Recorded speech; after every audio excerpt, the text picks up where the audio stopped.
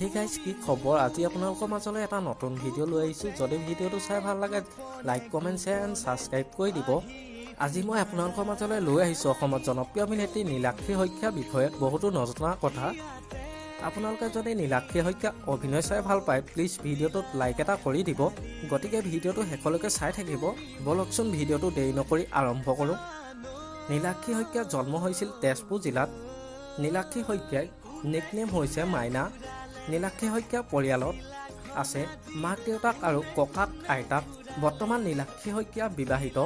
তেওঁ এগৰাকী কন্যা সন্তান আছে।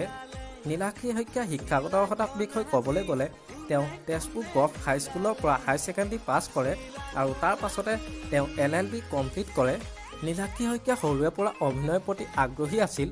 তেওঁ ক্লাছ 2ৰ পৰাই নাটকত অভিনয় কৰি আহিছে আৰু 2015 চনত তেওঁ ৰাজেশ ভূঞাৰ দ্বাৰা পৰিচালিত এখন ধাৰাবাহিকত অভিনয় কৰে। তাৰ পাছতে তেওঁ লাহে লাহে মিউজিক ভিডিঅ' আৰু বহুতো অসমীয়া ধাৰাবাহিকত অভিনয় কৰাৰ সুযোগ পায়। তেওঁ অভিনয় কৰা দুখনমান ধাৰাবাহিকৰ নাম হৈছে অৰ্ধাংগিনী, পিতা পুত্ৰ, দুবৰি, ৰজা ৰাণী ইত্যাদি। আমাৰ আজি ভিডিঅ'টো ইমানেই আছিল। যদি ভিডিঅ'টো চাই ভাল লাগিলে যিমান পাৰে শ্বেয়াৰ কৰি দিব আৰু নতুনকৈ চেনেলটো কোনোবা আহিছে যদি ছাবস্ক্ৰাইব কৰি ল'ব। আজিলৈ বাই বাই।